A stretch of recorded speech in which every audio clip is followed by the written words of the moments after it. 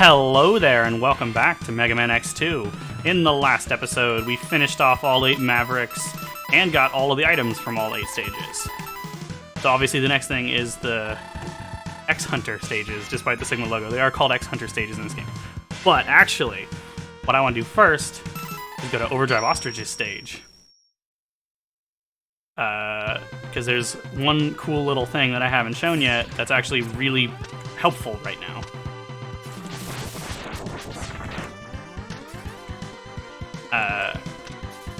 It's a unique feature of the Silk Shot that I didn't find on my own initially. I heard about it later. I think when I watched a Let's Play of the game, I saw it for the first time.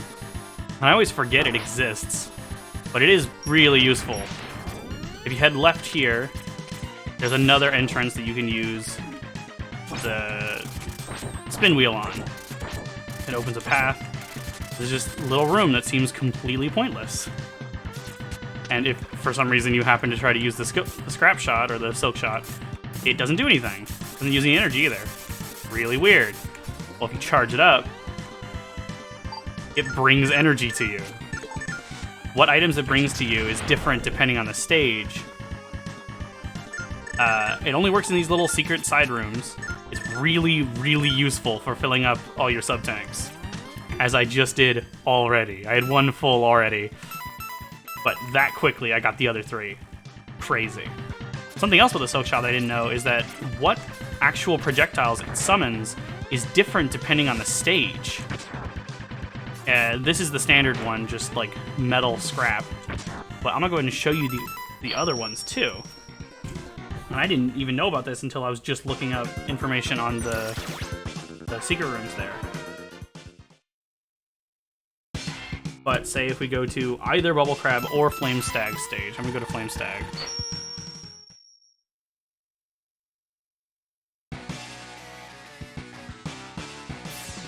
In this level, the Scrap Shot summons little boulders, little rocks.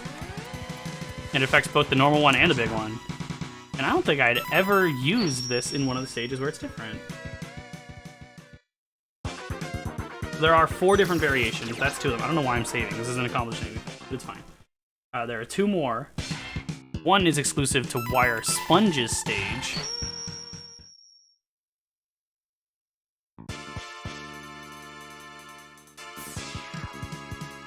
This one is leaves, and they actually function differently. They go up, which is weird.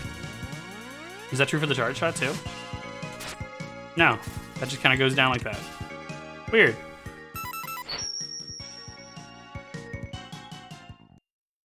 And the last one is in, again, I don't know why I'm saving, but whatever. The reflex at this point. And the last one is in Crystal Snail's stage. And actually, what's interesting about these is the variations do different amounts of damage to the 3 X-Hunters. The Rock one apparently does bonus damage against Agile, the Leaves one does bonus damage against Violin, and this one does bonus damage against Surgus. Obviously, if they appear in these levels, that's apparently what you should do. I'm not sure how much more damage they deal than normal, or for their other weaknesses, but so in this stage, you shoot little crystals that bounce along the ground. Charge Shot is a big clump of crystals that explodes. Cool. It's really cool they function differently. They're not even just visually different. That's really cool. But okay. Now we're going to actually start the X-Hunter stages. Let's go.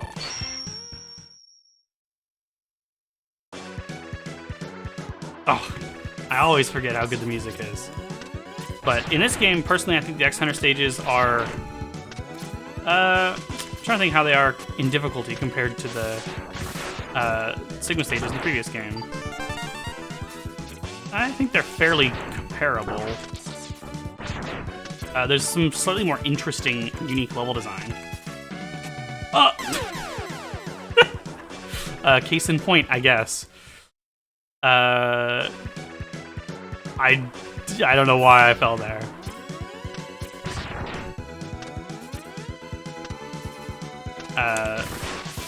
But there's some interesting level design that doesn't show up anywhere else in the game and not much in the series. This platform over spikes isn't like that weird, but it's pretty cool. If you time your charge shots right, you can kill them as they're jumping up without taking damage. But it's easy to get hit there. But I actually just played through Mega Man X again the other day. I did a race with one of my friends. It was really cool. He was having some bad luck against, well, kind of having a bad time against Bow Spider, and so he ended up giving up, which is a bit of a bummer because like we were fairly close. Like I think I had the better chance to win just because I had more experience in the game. But it would have been pretty close, I think. So I'm a little sad. Still fun though. I haven't done a lot of races like that. He and I did one years ago on Mega Man 5, and although he won, we ended up being only like 30 seconds off from each other. It was crazy. There's two paths here you can go. Bottom path, top path. Both are fairly similar. You usually do the top path because it's not too hard to avoid falling there. If you fall, you can't get back up. Another two paths here, but I want to go up here. Oof. Not doing great here, though. Oh! Just missed one jump there, and it cost me. Those are pretty precise. You have to jump pretty quickly to get up there.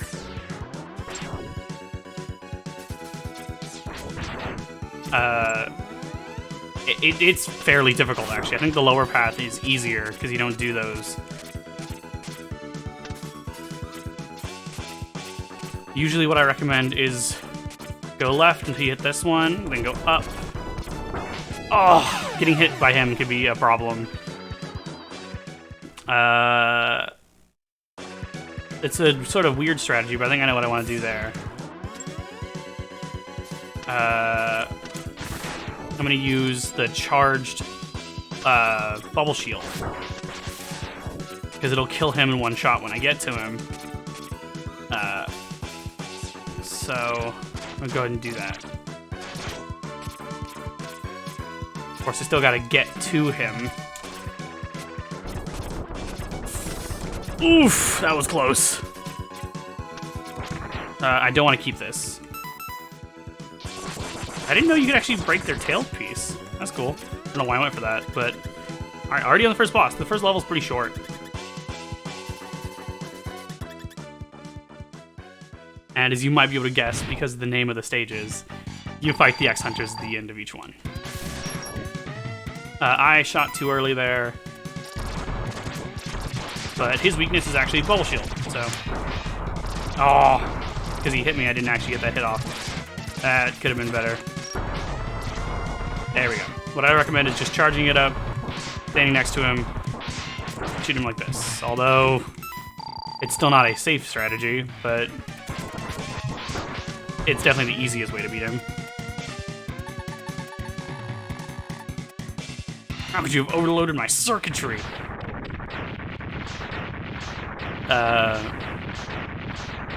Each of the X-Hunters is a bit different.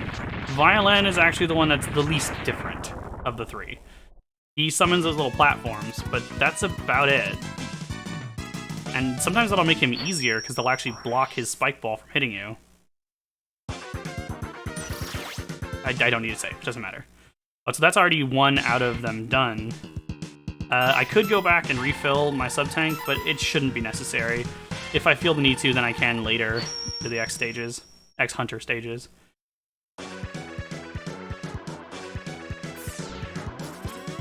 Oh, there's another part that I recommend using the Bubble Shield, actually. Because it destroys these guys in one hit. Without damaging you. And these guys. It's really good. Bubble Shield's really good. Not all the weapons in this game are as useful as the ones in 1. But the Bubble Shield really is. The only downside is that you'll burn through the energy pretty quickly. But not, like, ridiculously so. I've used it through the stage so far, and I'm almost down to half. If you jump below these platforms, sometimes it can be a little weird. I'm gonna turn it off here. This part can be a bit tricky, because what you want to do is stay up here and then fall down and jump up into this corner like this. And get to the other side. I usually just wall jump in preparation and get on top. Careful not to go over the other side. You gotta fall down here. And what I want here is the Crystal Hunter. It freezes enemies in these little crystals, as we saw when I used that one enemy as a platform in Morphmoth stage. It's really useful. I believe there's a life over there, but that's not worth heading for, so let's go head down here. Ooh. This guy is also really weak to the bubble shield, I believe, but at this point, yeah, he's weak to the spin wheel even more so. And yeah, this stage is also really short. Now, is this the one I was thinking of? Yeah, it is. So for this stage, you want to bring in the Giga Crush, which I haven't used yet. I explained it, and it showed it when I got it, but this fight is made much easier if you have this. What you want to do is head in. And it's against Surgis. This is called Surgis Tank, I think. This is a weird tank. But you want to use it there, from either the back or from one of the last two platforms.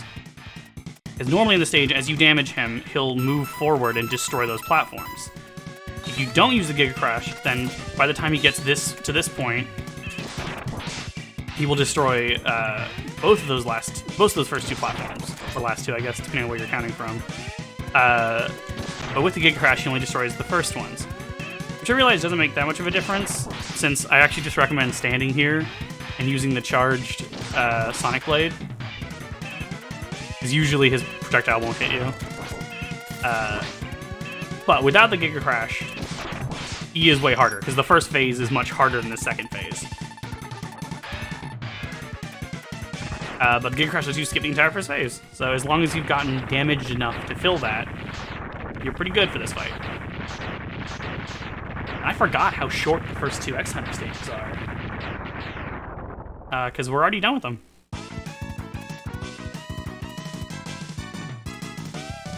Excuse me while I just sit quietly and dance to the music. The Mega Man series has consistently phenomenal music. It's among my favorite series for music, as well as just in general. But, I like this one too. Sorry,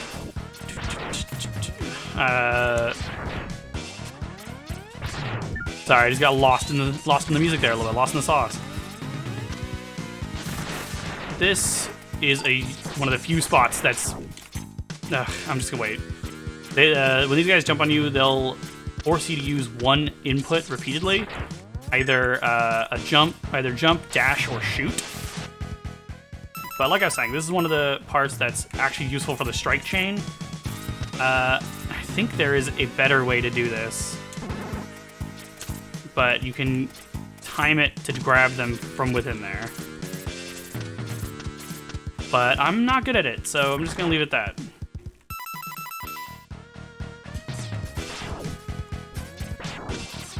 Now you might notice that, unlike at this sort of point in X1, I don't have the Hadouken.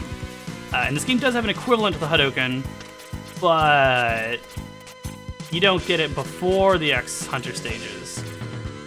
We're about to get it soon, you'll see. This part with the platforms, initially this is like one of my least favorite parts of the game. I found it really annoying. But then I realized that you don't have to use the platforms in any of these parts. Each time you jump, it'll change direction. There's a particularly annoying, similar kind of mechanic in Donkey Kong Land 2, I believe. It can be real annoying to get it around these spots, but you don't actually need to. If you just prepare the Crystal Hunter and get up here, you can just skip this part too. That's the only part that's not easy to jump over. Okay, now I want to grab this energy real quick.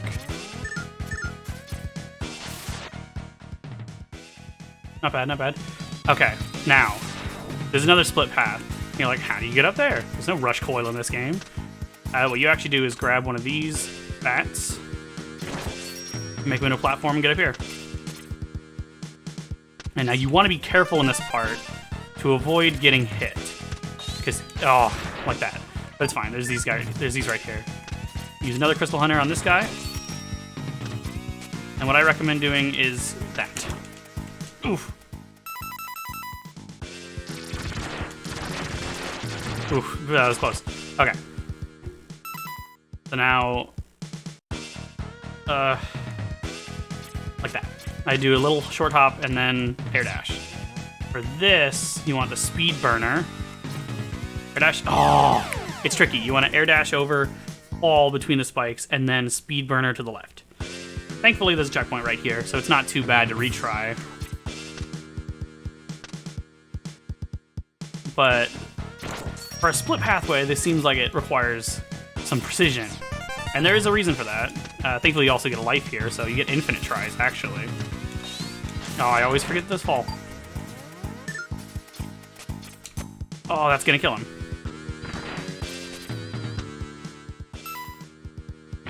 Alright. Ooh! I didn't expect the bounce there. Really freaked me out. I don't generally die in that spot, but this does usually take me several tries. The main limiting factor, I suppose, is running out of the Crystal Hunter, but that takes a while. And you could always just kill enemies to get energy back. Okay, I want to switch to Crystal Hunter before I go up there. And then do that. And I do think that the Bubble Shield is a good weapon to kill them with that. Now this is definitely the hardest part here. There we go. And you want to make sure to get to this spot with full health. So if you got damaged along the way, you want to use the sub-tank to get back up. And you basically just slide along this wall. And eventually, this is a secret passage, leading to a light capsule. I'm not worthy, I'm not worthy! Step inside for a special surprise. I forgot. He doesn't look as cool as he does in X1. He's not in Ryu's outfit, but what he gives you is still pretty cool. And he gives you the Shoryuken from Street Fighter once again. And it's pulled off, again, I believe in the same way. I haven't played much Street Fighter. It's a semicircle or half circle. And then the shoot button. Once again, you need full health for it. And once again, it deals 32 damage, I believe. So it's still a one-shot against bosses. I find it actually a little bit easier to pull off than the Hadoken for some reason. Unlike the Hadoken, though, it does physically move you, so it can put you in kind of a bad spot, depending on where you use it. But also, because of that, there's a kind of fun glitch you can do later that I do want to demonstrate. I guess dying there was a good excuse to show off both pathways. Oof. Lots of spikes.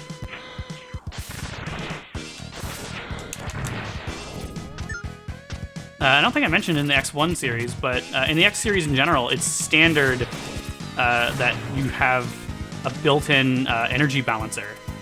This is unnecessary, but I want to do it. No, I can probably just do the Silk Shot. Yeah. Not Silk Shot, the Strike Chain. But you have a built-in energy balancer. In the classic series, if it exists, it's an unlockable to get an item called the Energy Balancer that will automatically distribute any weapon energy you get to weapons that aren't full. In the X series, that's just standard. It's just built in all the games as far as I remember. Except for Command Mission, I think, but Command Mission functions differently. It's an RPG, so it makes sense. And there might be an equivalent or like the same named item that does something, but that's a bummer. Let me see if I can get him to drop some energy for me. Now, I want to show off the Shoryuken on this fight, because this is a great fight for it. So I think I'm going to use a sub-tank, but I'll wait till I get in there. So obviously we fought Violin, then Surgis, and now Agile, and he's the most different, because he doesn't seem to have a normal body anymore, or it's just inside there. I'm gonna do is do this. I feel like such a waste, but if I can pull this off, yeah, just like that, just like that. One shot, so good. And I really don't know why I have an easier time doing the Shoryuken than the Hadoken, but it is really cool that that's in the game at all. Such a cool idea for a secret. Little series crossover thing. It's really cool. And actually in Mega Man Extreme 1 and 2 on the Game Boy Color, which are just sort of handheld equivalents to the X series, Extreme 1's basically just a straightforward Game Boy Color version of X1, more or less. Different levels, but it has bosses from X1 and X2. Extreme 2 is a little more complicated. But in both of them, you actually get both the Hadoken and the Shoryuken, and you can use them at any time. You don't need to have full health. They're not nearly as strong, though. But it's still cool. So that's 3 X Hunter stages down, so I think I'm probably just gonna go through them all here in this episode. Yeah, I could go back and refill, but I think I'm okay. Let's go. Oh. I believe this is a version of the music that plays in the last Sigma stage in the first game, which makes sense because it's a very similar start. Ooh, teleporters. And like I mentioned in the previous game, the other X games do have the more standard Mega Man style teleporter rooms for the boss fights. X1's the only one that doesn't. It also gives you just 4 little pellets. But this is a great... having the Shoryuken for this area is great if you can pull it off. Some of the fights are easier than others to do it. This is actually probably the easiest. But because it's a multi-stage fight, it'll only actually destroy Morph-Moth's first form in one go, and you have to use it again to take out his second form. Because he only takes so much damage before they transform. It does skip the whole him absorbing stuff stage, though. So if you want to call that 3 stages of the fight, then it skips the first 2, which is pretty cool. Oh, I meant to go get the energy, but that's fine. Oh, Flame Stag? Flame Stag is one that I find to be a bit difficult to pull off. You notice he starts blue here instead of starting red and becoming blue. What? Did I let go just a little too early? I guess I did. What? Oh, that's right. I forget how it works. You have to get to the 4th level of charge. You can just do this. You can basically do this without the charge. It'd be fine too. In fact, I'm not sure it's doing any more damage. But it's a reasonably easy hit stun, or stun lock.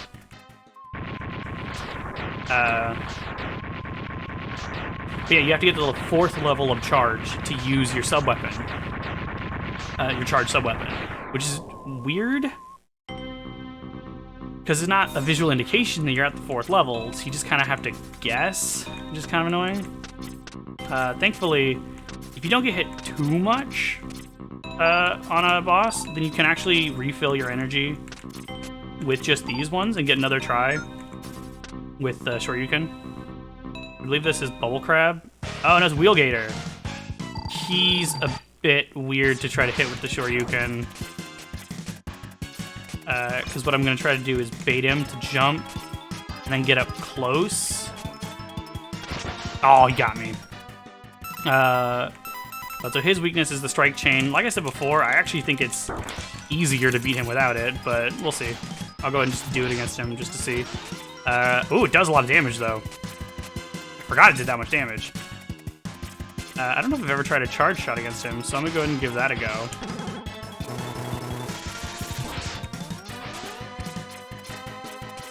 But usually you can only get 1 hit off before he goes down, whereas sometimes you can get several charge shots with the normal X-Buster. Oh, didn't even get 1 hit there on him. I just don't much like the strike chain as a weapon. Ow. Ooh, charge shot does a lot of damage, though it does pull you to him. This isn't bad, though. I just appreciate the simplicity of the fight without this.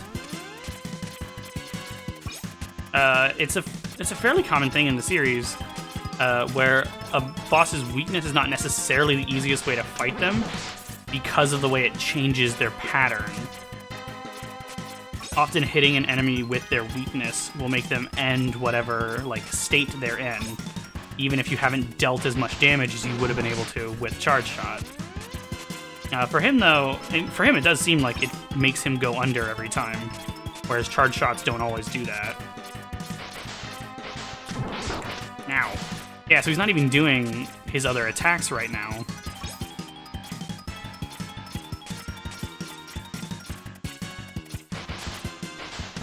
Oh, so much slower than I'd like it to be. Oh. Another weird thing is that some of the sub-weapons, or special weapons, actually have different colored backgrounds than the standard black color. Oh. It's hard to see, because I don't have any that are like that low enough to see clearly, but some have sort of like a gray background, and I assume it's just because black looked weird with that color, or some different sprite thing. Okay, now that I took too much damage to refill here all the way, but I'll at least get a decent refill. I don't remember where all of them are, but I'm gonna go for this one. Wire Sponge. Or Wire Hetimarl. Still a weird one. I need to look up what Hetimarl means in Japanese, or at least what it's close to.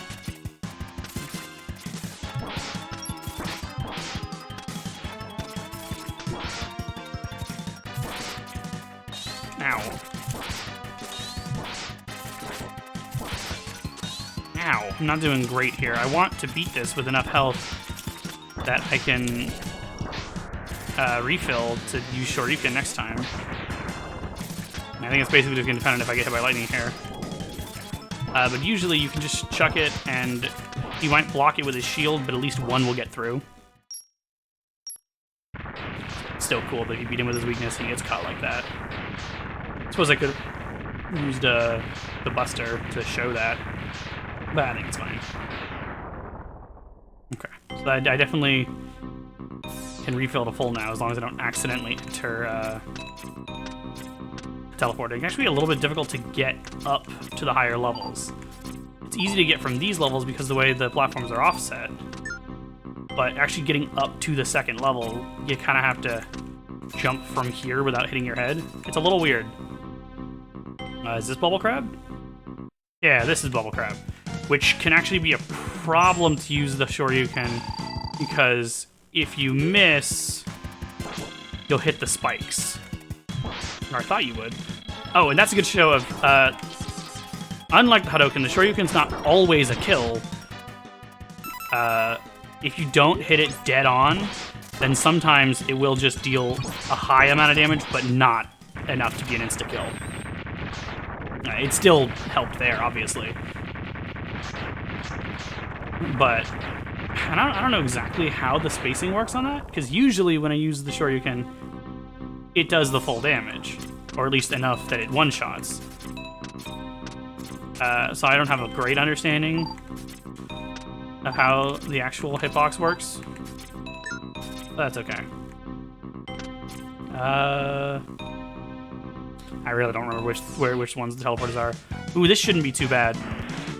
If I use the Crystal Hunter on him once, then he should jump up and I can use the Hadouken on it, or Shoryuken.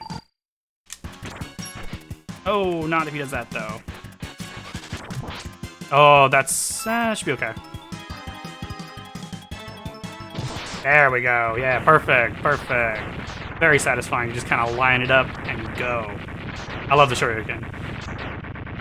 It's more interesting than the Hadouken. It's more different than just a charge shot.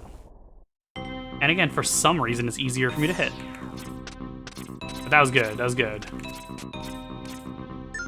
Perfecting gives you all 4 to fill your sub-tanks. That's probably... It's definitely for the best that I didn't go grind to fill them. I think I have 2 or 3 left. Ooh, he could be kind of annoying. Well, I might have messed myself up by doing that. Oof, almost.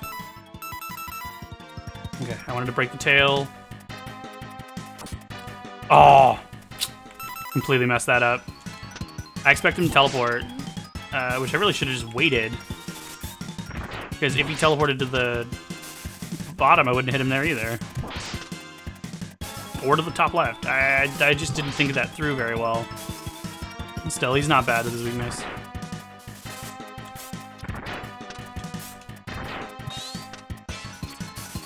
But I'm actually surprised how quickly I'm getting through these stages. I forgot how short they were. Because I've only been recording for 30 minutes, and I already am through, like, almost 3 of them. And if I remember correctly, there are only 4 of them. Right now, I'm through more than 3 of them. This is the 4th one. There is 1 more after this, so there are 5. I just thought there were 4.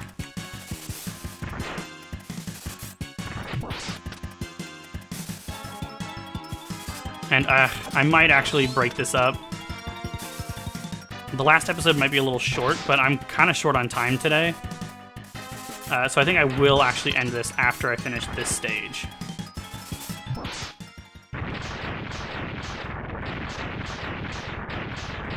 But I've actually been playing better on this episode than previously, although not all of these stages are that hard. But I'm clearly getting a little bit more into the swing of Mega Man X. I think that's enough that I can get back to full here. Yeah, totally.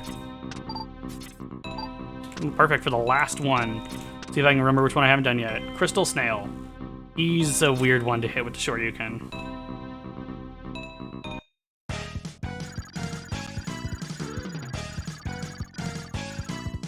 But I also didn't use his weakness against him. So I'm gonna try the Shoryuken. There's a high chance that it's not gonna work. Oh, I did get him, so that'll help a little bit. I just didn't quite line it up. If you hit that with him, his shield flies off, or his shell. He flies forward, takes additional damage from that. If you hit him with decent timing here, then you can get in sort of a stun lock. I think I said that he wasn't much easier with his weakness, but it depends. Skipping that first half there was really helpful. Oh, Sigma. Surprise, surprise, Sigma's alive.